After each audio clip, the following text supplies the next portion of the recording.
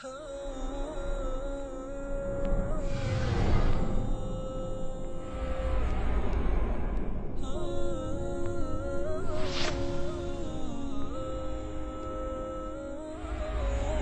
التعاوني للدعوة والإرشاد وتوعية الجاليات بالأحساء.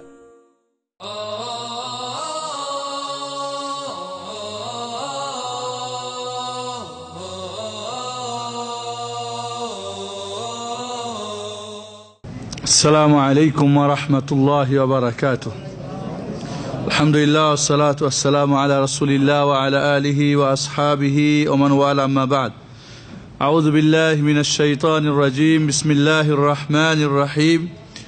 واذكر في الكتاب مريم إذ انتبذت من أهلها مكانا شرقيا فاتخذت من دونهم حجابا فأرسلنا إليها روحنا فتمثل لها بشرا سويا قالت إني أعوذ بالرحمن منك إن كنت تقيا قال إنما أنا رسول ربك ليهب لك غلاما زكيا। গত সপ্তাহে আমরা ঈসা আলাইহিস সালামের মা মারিয়াম বিনতে ইমরানের জন্মের ইতিহাস আমরা বা ঘটনা কিসসা আমরা জেনেছিলাম। আল্লাহ রাব্বুল আলামিন মারিয়ামকে নির্বাচন করেছিলেন আল্লাহ রাব্বুল আলামিনের রাসূল এবং নবী এবং উলুল আজমের 5 জনের একজন। এই মারিয়ামের গর্ভে আল্লাহ রাব্বুল আলামিন গর্ভ থেকে তার এই পৃথিবীতে জন্ম বা সৃষ্টির যে আল্লাহ রাব্বুল আলামিনের নির্দিষ্টকরণ সেটাই বাস্তব করার জন্য আল্লাহ রাব্বুল আলামিন এই পৃথিবীর মানুষকে মহান রব্বুল আলামিনের যে কুদরত, যে কিভাবে আল্লাহ রব্বুল আলামিন যখন যা চান তাই ঘটাতে পারেন, সেখানে আল্লাহ রব্বুল আলামিনের জন্য কঠিন কিছুই না। মারিয়াম আমরা জেনেছি যে বাবার নাম ছিল ইমরান, মার নাম ছিল হান্না, এবং মা নজর মেনেছিল বাইতুল মাকদেসের খিদমত করার জন্য। আর এটা প্রথা বা নিয়ম ছিল সেই যুগে, বাইতুল মাকদেসের খিদমতের জন্য সন্তানকে আজাদ করে দিত, তার দ্বারা দুনিয়ার কোনোই কাজ নিত না। ইবাদত করবে, তাওরাত পড়বে আর খিদমত করবে আল্লাহর ঘরের। বাবা মা এখান থেকে কোনোই তার দ্বারা খিদমত বা কোনো উপকৃত হবেন না।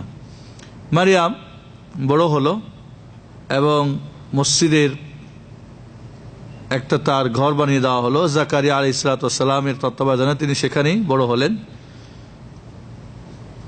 মসজিদে তার কাজ হলো সময় মতো শিডিউলে তার ঘর বা মসজিদ পরিষ্কার করা, বাকি টাইম তার ইবাদত করা, রোজা রাখা, তাওরাত পড়া বা জিকির আজকার করা।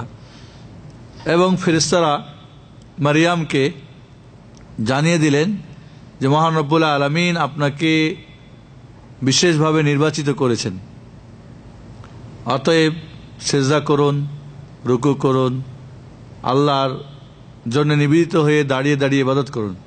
এত ইবাদত করতেন যে পা ফুলে যেত, ফেটে যেত, এবার রোজা রাখত। এবং সেই সময় সেই এলাকাতে মারিয়ামের একটা খ্যাতি এবং সম্মান এবং তার নাম ধাম ছড়িয়ে গেল যে মারিয়াম, সবাই জানে একবাকে মারিয়াম একজন সত্যিসাদী ভালো এবং ইবাদত গুজার একজন নারী। আল্লাহ রাব্বুল আলামিন এবার তার কুদরত জাহির করবেন, তার শক্তি। মারিয়াম মসজিদ থেকে যখন তার মাসিক পিরিয়ড হতো তখন মসজিদ থেকে বেরিয়ে যেতেন, বা যখন তার পেশাব পায়খানার হাজত পূরণ করার প্রয়োজন হতো বা গোসল করার প্রয়োজন হতো বা পানি বা খাওয়া ইত্যাদি সময় মসজিদ থেকে বের হয়ে যেতেন। একদিন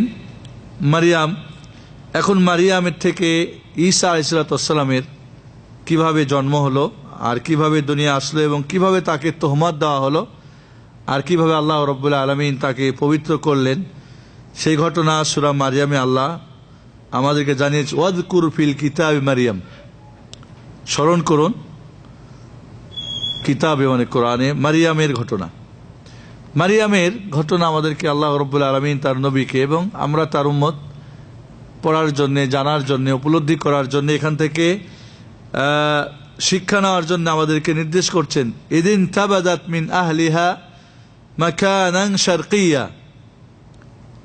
মারিয়াম একাকী মসজিদের পূর্ব দিকে সবাই তার পরিবার থেকে যখন একাকী একটা জায়গায় তিনি গেলেন, ফাত্তাখাদাত মিন দুনিহিম হিজাবান, তাদের থেকে তাদের নিকটে বা একটু দূরে কি করলেন, একটা হিজাব, পর্দা, যেখানে হয়তো গোসল করতেছিলেন, বাথরুম। ফারসালনা ইলাইহা রুহানা ফাতামাসসালা লাহা বাশারান সাওয়িয়া, গোসল করে যখন কাপড় চোপড় পরে এবার মসজিদে ফিরে আসবেন, ঠিক ওই মুহূর্তে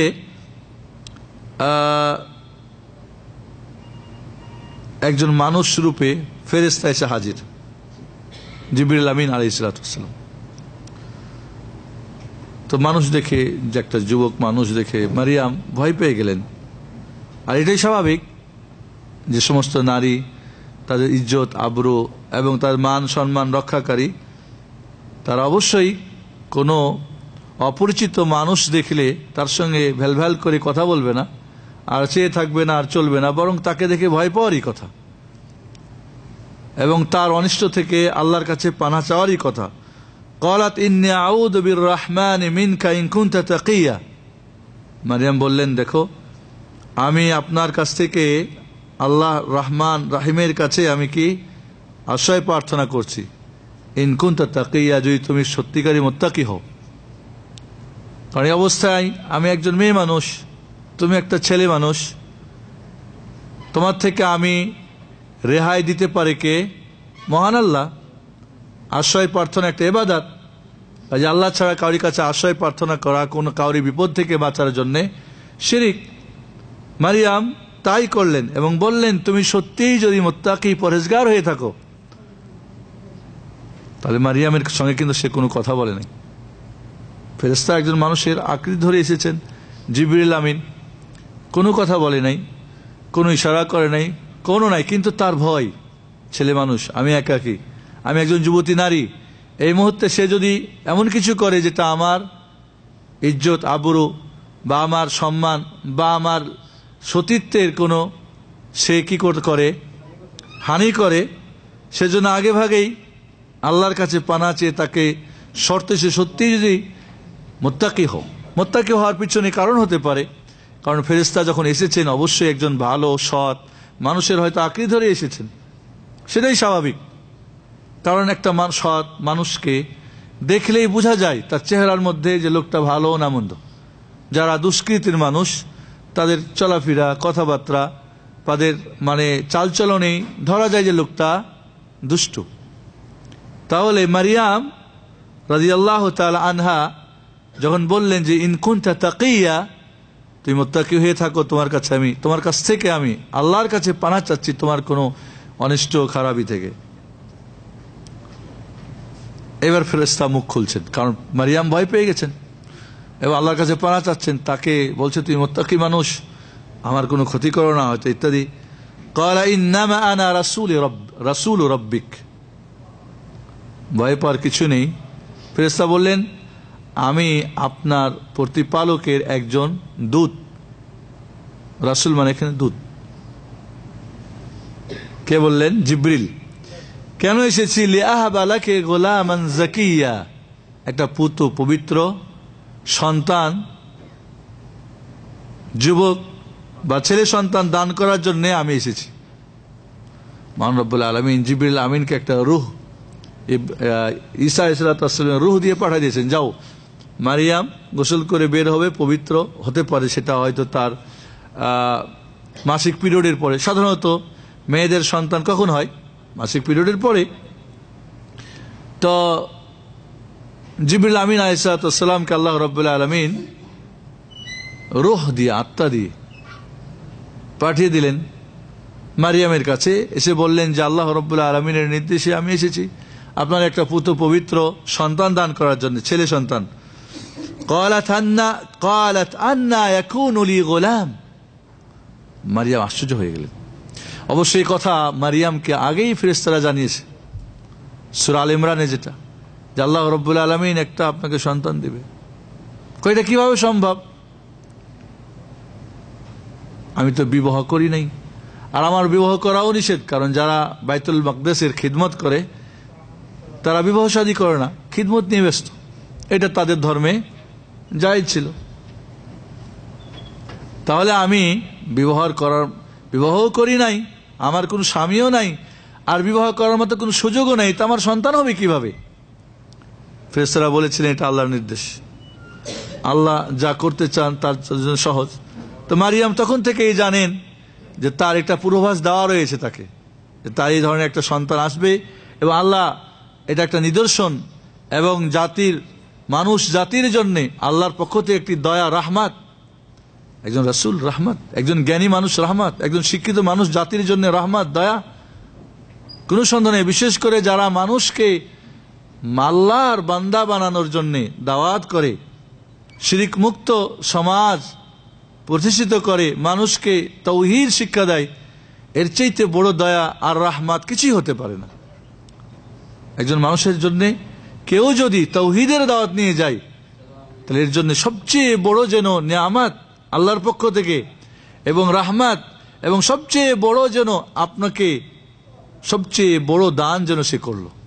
কিন্তু আজও জাহিলিয়াতের জামানায় আর কুফর ও শিরকের জামানা তো দূরের কথা, আজ মুসলমান সমাজে যদি তাওহীদের সঠিক দাওয়াত নিয়ে যাওয়া যায়, তো সাধারণত দূরের কথা, দাড়ি টুপিওয়ালারাই, পাগড়িওয়ালারাই, খানকাওয়ালারাই এর বিরোধিতা করে।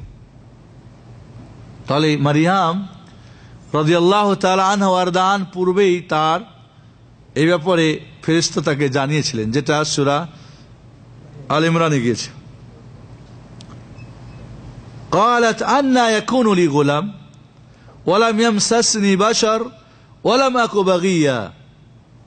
সন্তান হলে তো দুইটা পথ লাগবে, হয় বিবাহিত স্বামী লাগবে, স্বামী স্ত্রীর মিলনে সন্তান হবে। তো আমাকে তো কোনো মানুষ স্পর্শই করে না, আমার তো বিয়েই হয়নি, এবং বিয়ে হওয়ার তো আমার এখানে সম্ভাবনাও নেই। আর একটা সম্ভাবনা কি? ব্যভিচার, আর আমি তো কোনো ব্যভিচারী নারীও না, তো সন্তানটা হবে কিভাবে আমার? এটা তো আশ্চর্য ব্যবসা। কারণ হবে, এটা তো আল্লাহ দিতে পারেন, কিন্তু সমাজ কিভাবে এটা মেনে নিবে? কিভাবে আমার এই তহমাত, এই অপবাদ, কিভাবে আমি এটা থেকে মুখ ঢাকবো? এই হলো তার ভয়। আল্লাহ এখন অলি গোলাম, কিভাবে আমার সন্তান হতে পারে যেখানে আমার বিবাহ স্বাধীন স্বামী নেই, এবং আমি কোনো ব্যভিচারী নারীও নই। দুইটা ছাড়া অন্য কোনো পথ তো আমার জানা নেই সন্তান হওয়ার, ঠিক না বেঠিক? قال كذلك قال ربك هو علي هين। জিবরিল বললেন এমনি এই রূপেই হবে, স্বামী ছাড়াই, এবং কোনো ব্যভিচারও করা লাগবে না। আল্লাহ রব্বুল আলামিনের জন্য এই কাজটা তার প্রতি কি সহজ। ওয়ালিনাজআলাহু আয়াতান লিন্নাস, এবং এই সন্তান যেটা তোমার হবে মানুষ জাতির জন্য একটা আয়াত, নিদর্শন যে আল্লাহ রব্বুল আলামিন কি করতে পারেন। ওয়া রাহমাতাম মিন্না, এবং আমার পক্ষ থেকে, আমাদের পক্ষ থেকে একটা দয়া। তাহলে আল্লাহ রব্বুল আলামিন মারিয়ামের গর্ভে রূহ পাঠাই দিয়ে, রূহ ফুঁকে দিয়ে সন্তান দান করবেন, এটা যেমন একটা নিদর্শন, এবং মানব জাতির জন্য আল্লাহর পক্ষ থেকে কি দয়াও বটে। এবং সবচেয়ে বড় দয়া যে আল্লাহর আদেশ নিষেধ মানুষকে শিখাবেন, পবিত্র করবেন, তাওহীদের শিক্ষা দিবেন, এর চেয়ে বড় রাহমাত আল্লাহর পক্ষ থেকে আর কিছুই হয় না। ওয়া কানা আমরাম মাকদিয়া, আর আল্লাহর তো এটা ফয়সালা করা আছে, এই বিষয় হবে এভাবে।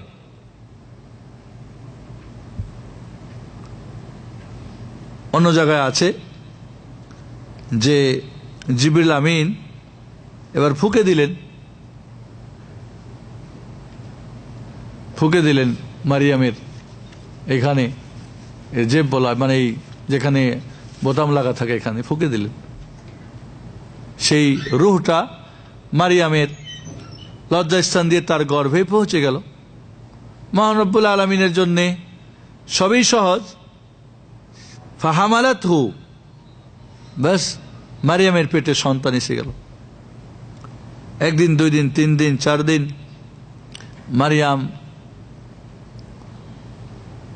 মারিয়ামের যে কোনো বর্ণনায় আছে, জাকারিয়া আলাইহিস সালাম জিজ্ঞেস করলেন মারিয়াম,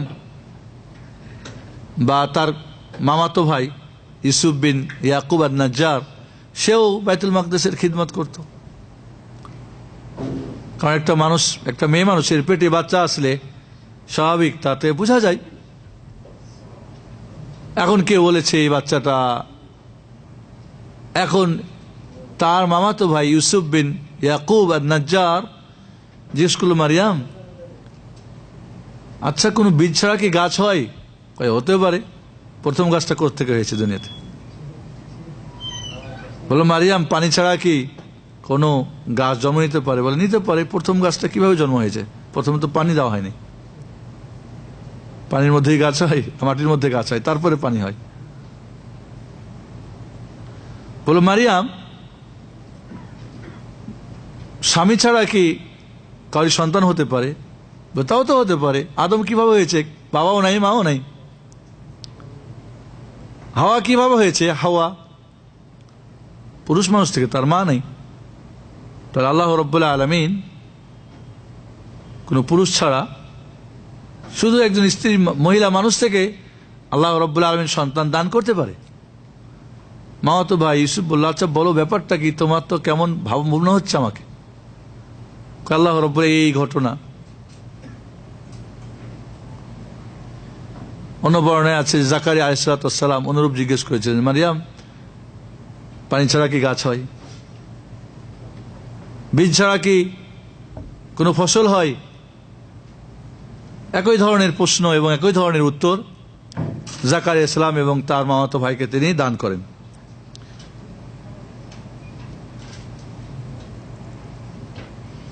এরপরে মারিয়াম একদিন তার বোন আসিয়া, যেটা জাকারিয়া সালামের স্ত্রী, তার কাছে গেলেন কোনো প্রয়োজনে হয়তো।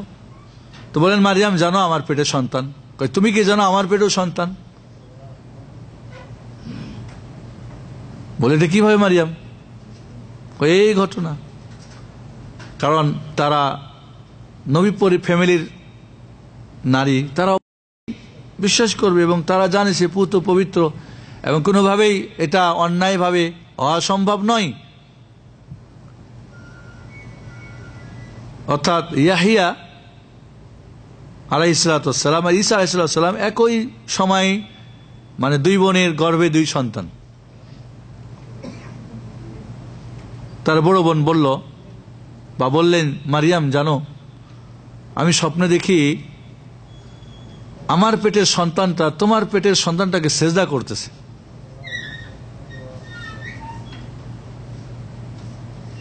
এর অর্থ হলো এই যে ঈসা আলাইহিস সালাম এর নবুয়াত ও রিসালাত বা এর মান ও মর্যাদা উত্তম হয়ে কার চাইতে? ইয়াহিয়া আলাইহিস সালাম থেকে।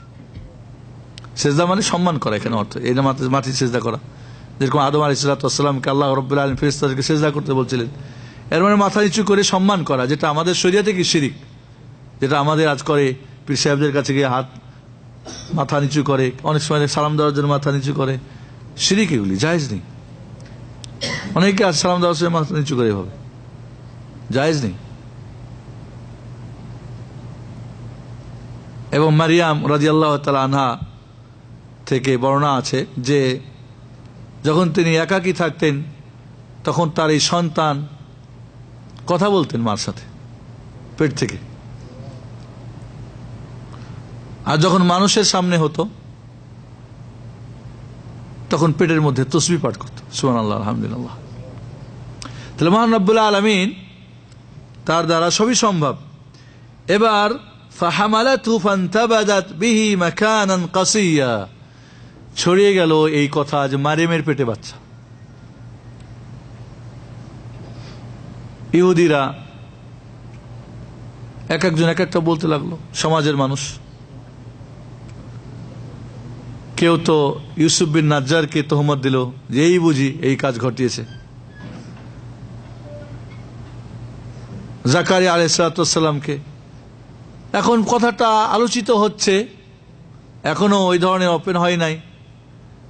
মারিয়াম দেখলো এখন তো আমার এখানে বসবাস করা সম্ভব না। তিনি গ্রাম ছেড়ে, বাড়ি ছেড়ে, মসজিদ ছেড়ে চলে গেলেন কোন একটা নির্জন জায়গায়। সেটা জঙ্গল ছিল না কোন জায়গা ছিল আল্লাহ ভালো জানেন। মাকানান কাসিয়া মানে দূরবর্তী একটা জায়গাতে তিনি একাকী হয়ে গেলেন। فأجاها المخاض إلى جذع النخلة قالت يا ليتني مت قبل هذا كنت نسيا منسيا। এরপরে তার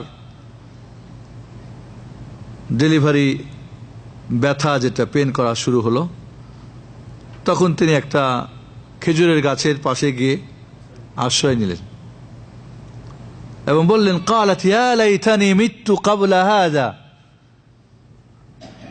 আফসোস যদি আজকে এই অবস্থার আগে আমি মারা যেতাম তাহলে আমার জন্য ভালো হতো, কারণ এখন তো সন্তান হয়েই যাবে। তারপরে এখন না লুকিয়েছিলাম, বাড়ি ছেড়েছিলাম, জনবসতি ছেড়েছিলাম, আত্মীয় স্বজন, কিন্তু বাচ্চা যখন হয়ে যাবে, বাচ্চা নিয়ে আমি যাবো কোথায়? এখানে আমাদের ফিরে যেতেই হবে একদিন, কারণ ওই বাচ্চার তো ভবিষ্যৎ আছে, আমি কোথায় তাকে নিয়ে থাকবো?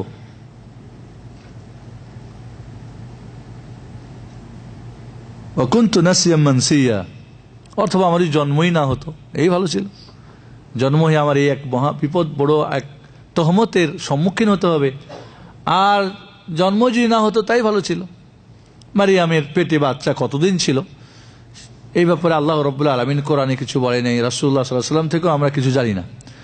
নরমাল তাহলে স্বাভাবিক সন্তান যেমন 40 সপ্তাহ থাকে এমনটাই ছিল। যদি এর বিপরীত কিছু হতো তো মহান রব্বুল আলামিন তাহলে বলতেন, ও কথাও বলতেন। যদি কোরআন এই ব্যাপারে নীরব, হাদিস নীরব, তাহলে সেখানে আমাদের ধারণা করে যে কেউ বলছে 8 ঘন্টা, কেউ বলছে 1 ঘন্টা, কেউ বলছে 8 মাস, কেউ বলছে 6 মাস ইত্যাদি বিভিন্ন ঘটনা, এগুলির কোনো ভিত্তিহীন। আমরা যখন এখানে আল্লাহ রাব্বুল আলামিন বর্ণনা করে দেন নাই, আমাদের নিতে হবে যে স্বাভাবিকভাবেই সেটা সন্তান তার পেটে ছিল, যেটা আমরা 9-10 মাস বলে থাকি। এবার সন্তান ভূমিষ্ঠ হয়ে গেল, খেজুর গাছের নিচে সন্তান চলে আসলো। মারিয়াম তো একাকী, সন্তানের এক চিন্তা, এর লালন পালন, এর খাওয়া দাওয়া, আর এক চিন্তা জনগণ কি বলবে, মানুষ সমাজ আমাকে নিয়ে কি তুচ্ছ তাচ্ছিল্য করবে, আমাকে অপবাদ দেবে, আমার বাবা মা, আমার বংশের বিভিন্ন ধরনের কালিমা, বিভিন্ন ধরনের দোষ ত্রুটি মানুষ দেওয়ার চেষ্টা করবে, আমি কি করবো এই মুহূর্তে? যাই হোক, ফেরেশতা জিবরিল আবার হাজির। ফানাদাহা মিন তাহতিহা আল্লা তাহজানি কাদ জাআলা রাব্বুকি তাহতাকে সারিয়া। পানি কোথায় পাবো, খানা কোথায় পাবো, কে আমাকে আমার সরবরাহ করবে? আল্লাহ রাব্বুল আলামিন ফেরেশতা পাঠিয়ে বললেন, ওই গাছের নিচ থেকে ফেরেশতা বললেন, আল্লাহ তাহজানি, টেনশন করার কিছুই নেই মারিয়াম তোমার বা আপনার। কাদ জাআলা রাব্বুকি তাহতাকে সারিয়া, আপনার মানে পাশেই আল্লাহ রাব্বুল আলামিন একটা নহর প্রবাহিত করে দিয়েছেন, ঝর্ণা বা নহর, নদী, ঝকঝকে পানি। তাহলে পানির ব্যবস্থা হয়ে গেল, কারণ ধোয়া ধোয়ির ব্যাপার আছে, ডেলিভারির পর আছে না নেই, গোসলের ব্যাপার আছে, ছেলের পরিষ্কার ব্যাপার আছে, খাওয়ার দরকার আছে, তাহলে পানির ব্যবস্থা। খাওয়া, ওয়াহুজ্জি ইলাইকি বিজিজইন নাখলাতি তুসাকিত আলাইকি রুতাবান জানিয়া, আর এই যে খেজুর গাছটা ধরে একটা ঝাঁকি দাও, দেখবার ডাগর খুব তাজা কি পড়বে, খেজুর পড়বে, রতাব। তাহলে পানির ব্যবস্থা, খাওয়ারও ব্যবস্থা হয়ে গেল। এবং কোনো কোনো বর্ণায় আছে, যদিও হাদিসগুলো দুর্বল, যে ডেলিভারি হওয়ার পরে প্রসূতি নারীর জন্য খেজুর কিংবা রতাব না হলে খেজুর অত্যন্ত উপকারী হওয়াটাই স্বাভাবিক। খেজুর যেহেতু বরকতপূর্ণ একটা কি ফল, এবং বরকতের আশায় খেতে পারে। কেউ যদি 60টা খেজুর খায় তাহলে সেই দিন তাকে কোনো জাদু মন্ত্র কিছুই কাজ করবে না, বিষও তার কাজ করবে না, হাদিসে আছে। তাহলে এখানে একটা জিনিস আমাদের খেয়াল রাখতে হবে, খেজুর গাছ ঝাঁকি দিলে কি খেজুর পড়ে? কি বলেন আপনারা? পাতাও ঝরে না। তাহলে একটা নহর কাটতে জুবাইদা সেই ফুরাত থেকে হজের ময়দানে আরাফাত পর্যন্ত একটা ক্যানেল কেটেছিলেন। সেই যুগে বহুত অনেক পয়সা খরচ করে, কিন্তু আল্লাহ রাব্বুল নির্দেশ শুধু যে তোমার পাশ দিয়েই নহর প্রবাহিত হয়ে গেল, পানির ব্যবস্থা, খেজুর গাছ ঢাকিয়ে দাও। কোনো কোনো বর্ণনা আছে গাছটা শুকনা ছিল এবং সেই সময়টা ঠান্ডার সময় ছিল, আর ঠান্ডার সময় তো সাধারণত খেজুর হয় না, গরমের সময় হয়। তাহলে খেজুর দিয়েছেন আল্লাহ, খেজুর পারবে কে? তাও তো নাই। তাহলে একটা করে ঝাঁকি দাও, পড়ে যাবে। এর মানে তাওয়াক্কুল করে বসে থাকবা খেজুর পড়ে যাবে মুখে, তা না, কাজ করো, ঝাঁকি দাও। তাহলে এর মাধ্যমে এটার দ্বারা বোঝা যাচ্ছে যে মানুষ অনেকে মনে করে আল্লাহ খাওয়াবে। আল্লাহ খাওয়াবে না আপনাকে, আল্লাহ তো দিবে, কিন্তু আপনার কিছু তদবির করতে হবে। যাই হোক, এবার পানি এবং খাওয়ার ব্যবস্থা হলো। ফেরেশতা বললেন ফাকুলি ওয়াশরাবি, খান, পান করুন, ওয়াকর্রি আইনা, এবং সন্তান নিয়ে চক্ষু শীতল করুন। অপূর্ব সন্তান।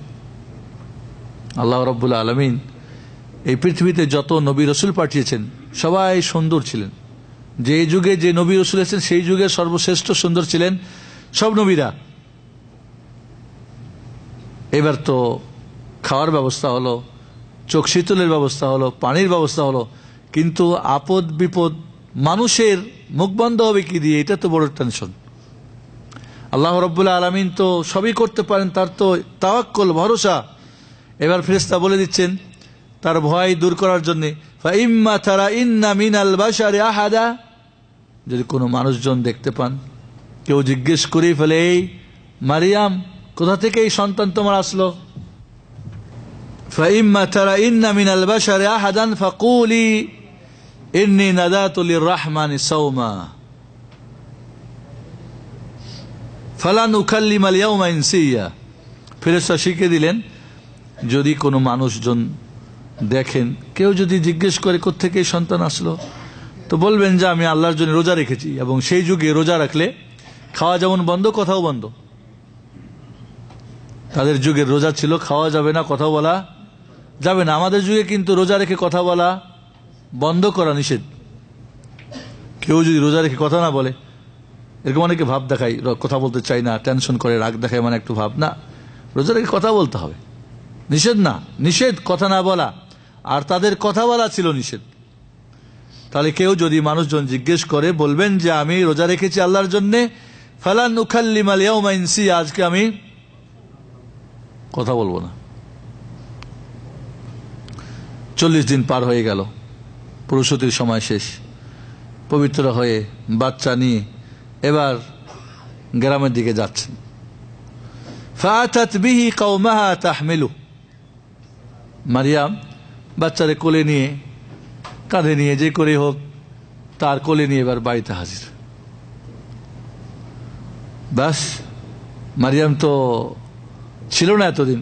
সবার তো বিষয়টা, মারিয়াম গেল কোথায়, কি হলো, কেমনি কি, কেউ জানে না তার ঘটনা, লাপাত্তা সে। তার আত্মীয় স্বজন জানে না, কেউ জানে না কোথায় মারিয়াম।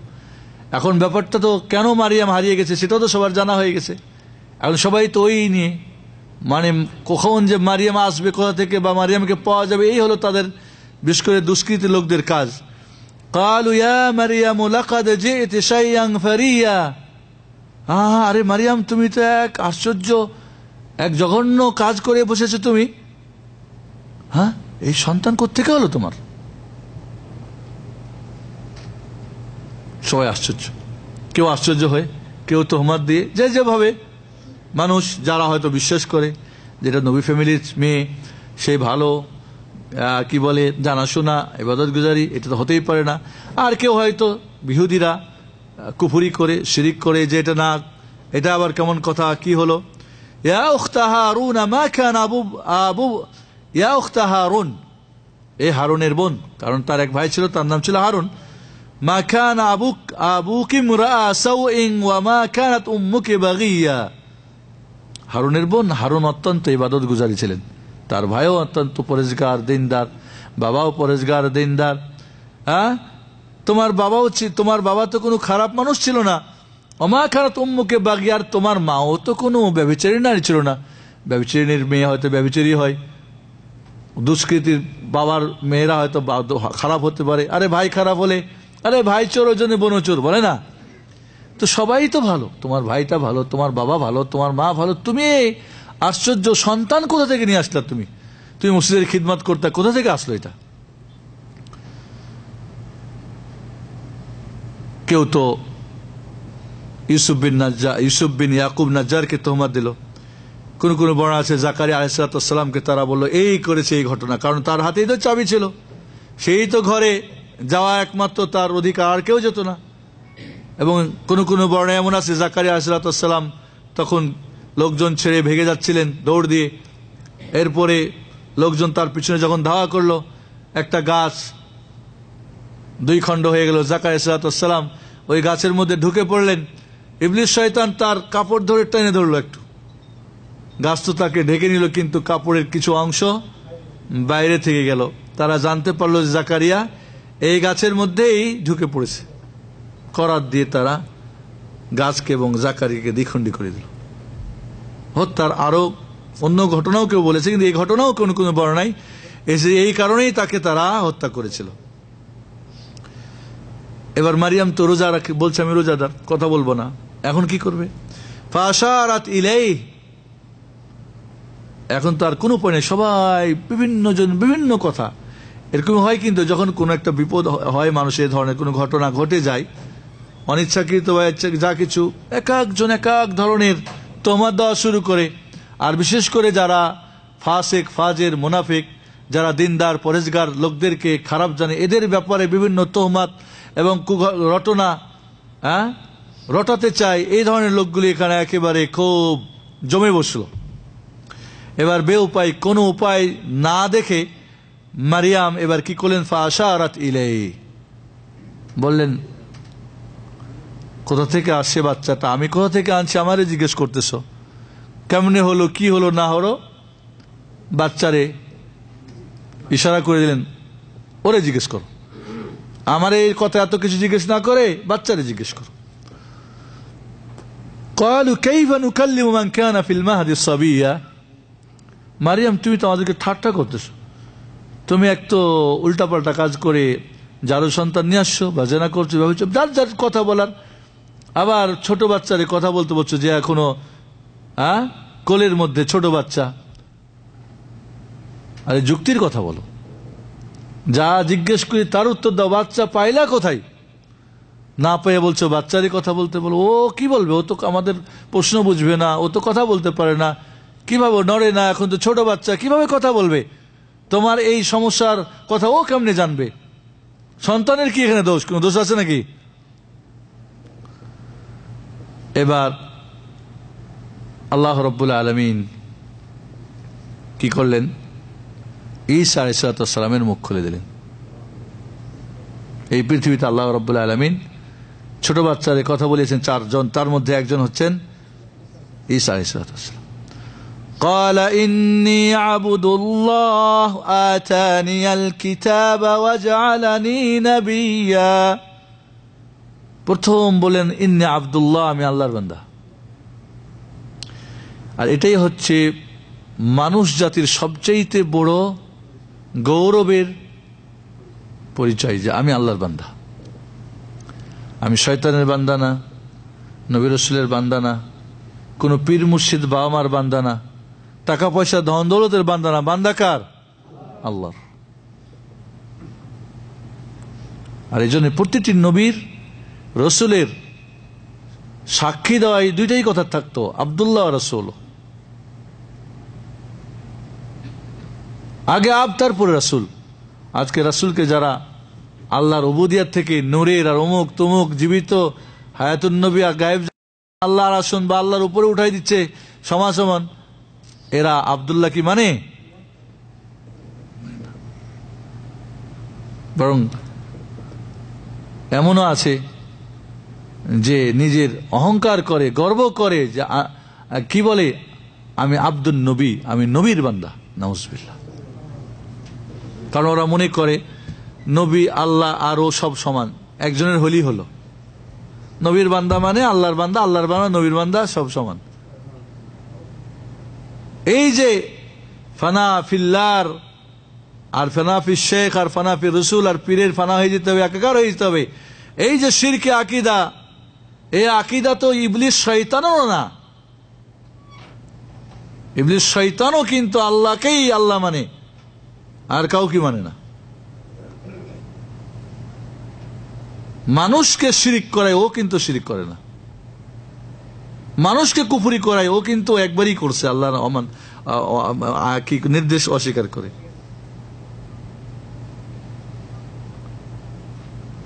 তাই প্রথম বলি ইন্নী আব্দুল্লাহ, আমি আল্লাহ, নিশ্চয় আমি আল্লাহর বান্দা। আতানি আল কিতাব, তিনি আমাকে কিতাব দান করেছেন, তাও ইনজিল। আমাকে আল্লাহ কিতাব দান করেছেন মানে কি বুঝলেন? কোনো জারজ, কোনো খারাপ মার ঘরে কোন নবীর কি জন্ম আল্লাহ দেবেন? হতেই পারে না। যে আল্লাহর নবী হবেন, রসুল হবেন, তিনি তো পবিত্র হবেন, পুত হবেন, উত্তম হবেন। যেটার দ্বারা আতানি আল কিতাব মানে তোমরা যে সমস্ত আমার মাকে তোহমাত দিচ্ছ, এটা ভাবো না। আমি একজন নবী হয়ে, রসুল হয়ে দুনিয়া আগমন করেছি। শুধু তাই না, তাহলে আমাকে কিতাব দান করবেন আল্লাহ। ও জালানি নবিয়্যা, তিনি আমাকে নবীও বানিয়েছেন। যাকে আল্লাহ কিতাব দিবেন, নবী বানাবেন, তার ব্যাপারে তোমরা আমার মাকে তোহমাত দিচ্ছ, এটা থেকে কিন্তু আমার মাকেই মুক্ত, পবিত্র। এর অর্থই ছিল এটা, যে নবী হবেন, যার কাছে কিতাব আসবে, সে কিন্তু কখনোই কোনো পাপিষ্ট মার ঘরে তার জন্ম হতে পারে না। অর্থাৎ আমার মা পুত পবিত্র, তোমরা এই ধরনের তহমাত দেওয়া থেকে বিরত থাকো। ওয়াজআলানি মুবারাকান আইনামা কুনত, এবং আমি যেখানে যে অবস্থায় থাকি আল্লাহ আমাকে বরকতপূর্ণ বানিয়েছেন। আমি বরকতপূর্ণ, মুবারক। মুবারক মানে কি? বরকতপূর্ণ আমি হয়ে থাকবো। এটা বিশেষ আল্লাহ রাব্বুল আলামিনের এক দান, বরকতপূর্ণ। অর্থাৎ যেখানেই থাকবে সেখানেই মানুষকে বরকতের দিকে, রাহমতের দিকে, দিনের দিকে, আল্লাহর দিকে। এবং সবচেয়ে বড় বরকত হলো কি? তাওহীদ। সবচেয়ে বড় বরকত কি? তাওহীদ। আজ তাওহীদ বুঝেন না, আর বাকি সবই বুঝেন, উনি হলেন বড় হুজুর। মনে রাখবেন যে তাওহীদ বুঝে না, এই পৃথিবীর সবচেয়ে বড় নাদান, সবচেয়ে মূর্খ, ইগনোরেন্স, এর চেয়ে বড় মানে জাহেল মূর্খ আর কেউ হতে পারে না। এবং কোন মুসলিম যে তাওহীদ জানে না, তার চেয়ে বড় মূর্খ আর কেউ হতে পারে না। এই জন্যে আমি যেখানেই থাকি সেখানে আমাকে আল্লাহ রাব্বুল আলামিন বরকতপূর্ণ বানিয়েবেন। আমি মুবারক, আমি বরকতের কাজ করব, বরকত, আমি মানুষের বরকতের দিকে ডাকবো। ওয়াউসানি বিসসালাতি ওয়াজ-যাকাতি মা দুমতু হাইয়া, আল্লাহ রাব্বুল আলামিন আমাকে সালাত কায়েমের জন্য ওসিয়ত করেছেন, যেটা আল্লাহর হক। এবং সালাত ছাড়া কেউ মুসলমান বা আল্লাহর বান্দা থাকা কোনোভাবেই কি, এটা ভাবনার মধ্যেই, ভাবতেই অবাক যে কেউ নামাজ, প্রতিটি নবীর যুগেই সালাত ছিল। সালাত ছাড়া কেউ আল্লাহর বান্দা থাকতে পারে, এটা অসম্ভব। কেউ যদি আল্লাহর বান্দা থাকতে চায় তাহলে তো অবশ্যই তাকে সালাত থাকতে হবে। এবং অবশ্যই আখিরাতে কেউ যদি জান্নাত পেতে চায় তো অবশ্যই তার সালাত থাকতে হবে। নামাজ ছাড়া দুনিয়ায় সে মুসলমান না, আর আখিরাতে তার জন্য জান্নাত না, জাহান্নাম। ওয়াজ যাকাত, এবং যাকাতের ওসিয়ত করেছেন, যেটা মানুষের হক। গরিব, মিসকিন, এতিম, বিধবা, অনাথ, আতুর, যারা পঙ্গু, যারা গরিব, যারা অভাবী, এদের যাকাত দেওয়ার জন্য আল্লাহ কি করেছেন? ওসিয়ত করেছেন, মা দুমতু হাইয়া, আমার শেষ জীবন পর্যন্ত, যতক্ষণ আমি জীবিত থাকব ততক্ষণ এই সালাত, এই যাকাতের নির্দেশ আল্লাহ আমাকে কি করেছেন? ওসিয়ত করেছেন। আর কি? ওয়াবাররাম বিওয়ালিদাতি, আরো আল্লাহ আমাকে নির্দেশ করেছে আমার মার সঙ্গে সদ্ব্যবহার করেছে। আমি একাই সন্তান, কারণ তার আর কোনো সন্তান হবে না, স্বামী নেই তো, কোথেকে হবে আর? তাহলে আমি একটা সন্তান, আমাকে আমার মার সঙ্গে সদ্ব্যবহার করার জন্য, তার খেদমত করার জন্য, যে মার পায়ের নিচে কি জান্নাত। ওয়ালাম ইয়াজআলনি জাব্বারান শাকিয়া, এবং আল্লাহ রাব্বুল আলামিন আমাকে শক্ত এবং শাকিয়া বলা হয় যে খারাপ, মন্দ, হতভাগা বা যে খারাপ চরিত্র, তাহলে আল্লাহ আমাকে শক্ত করে কথার মধ্যে, কাজের মধ্যে, আমার মধ্যে অহংকারী করে তা না, বরং বিনয়ী করে আল্লাহ আমাকে বিনয়ী করেছেন। এবং আমাকে শাকিয়া, আমি খারাপ না, অনিষ্টকর না, বা কোনো খারাপ মানুষ না, আমাকে আল্লাহ রাব্বুল আলামিন একজন নেক মানুষ করে দুনিয়াতে পাঠিয়েছেন। ওয়াসসালামু আলাইয়া ইয়াউমা উলিদতু ওয়া ইয়াউমা আমুতু ওয়া ইয়াউমা উবআসু হাইয়া, এবং আল্লাহর শান্তি আমার প্রতি যেদিন আমি জন্মগ্রহণ করেছি, যেদিন আমি মারা যাব, এবং যেদিন আমি আবার কিয়ামতের দিন উঠব, তিন অবস্থায় আল্লাহ আমার জন্য কি, আমার প্রতি শান্তি। এই তিনটা সময় যার প্রতি আল্লাহর শান্তি, অবশ্যই এমন ব্যক্তি কি আল্লাহর প্রিয় ব্যক্তি। আল্লাহ রাব্বুল আলামিন এইভাবে ঈসা আলাইহিস সালামের জন্মের কথা বর্ণনা করে বলছেন, যালিকা ঈসা ইবনে মারইয়াম, এই হচ্ছে ঈসা ইবনে মারইয়াম, মারইয়ামের ছেলে ঈসা। কাউলাল হাক্কিল্লাযী ফীহি ইয়ামতারুন, এটাই হলো সত্য কথা, যে ব্যাপারে কি মানুষজন সন্দেহ করে। ঈসা কোত্থেকে আসলো? কেউ বলে ঈসা তো আল্লাহর বেটা, নাউযুবিল্লাহ, এটা কুফরি। কেউ বলে না ঈসাই আল্লাহ, কে বলে না তিন আল্লাহ, আল্লাহ আর ঈসা আর মারইয়াম, নাউযুবিল্লাহ। আর সবগুলোই কি কুফরি, সবগুলোই শিরক। মা কানা লিল্লাহি আন ইয়াত্তাখিযা মিন ওয়ালাদিন সুবহানাহু, আল্লাহর জন্য উচিত নয় যে তিনি কাউকে সন্তান বানিয়ে নেবেন, তিনি পবিত্র হয়ে থেকে। ইযা কাদা আমরান ফাইন্নামা ইয়াকুলু লাহু কুন ফায়াকুন, আল্লাহ যখন কোনো নির্দেশ করতে চান, কোনো জিনিস সৃষ্টি করতে চান, বলেন হও, আর তখন কি হয়ে যায়? হয়ে যায়। ইন্নাল্লাহা রাব্বি ওয়া রাব্বি ওয়া রাব্বুকুম, আর বললেন যে নিশ্চয় আল্লাহ আমার এবং তোমাদের কি প্রতিপালক, ফা'বুদুহু, তারই একমাত্র তোমার ইবাদত করো। হাদা সিরাতুম মুস্তাকিম, এটাই হচ্ছে কি সরল সঠিক রাস্তা।